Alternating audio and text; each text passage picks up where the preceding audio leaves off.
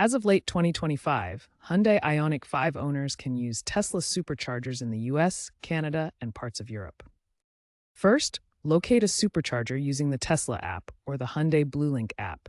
Both display Tesla locations.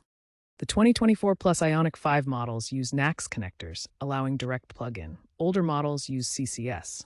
Simply plug into an available stall that is non-Tesla compatible. This is specified in the application. Charging begins automatically. Payment is handled through the Tesla app.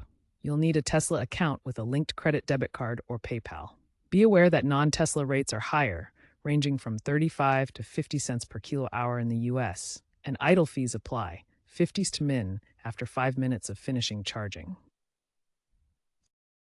Within your Ioniq 5's infotainment system, navigate to Charging greater than DC fast charging.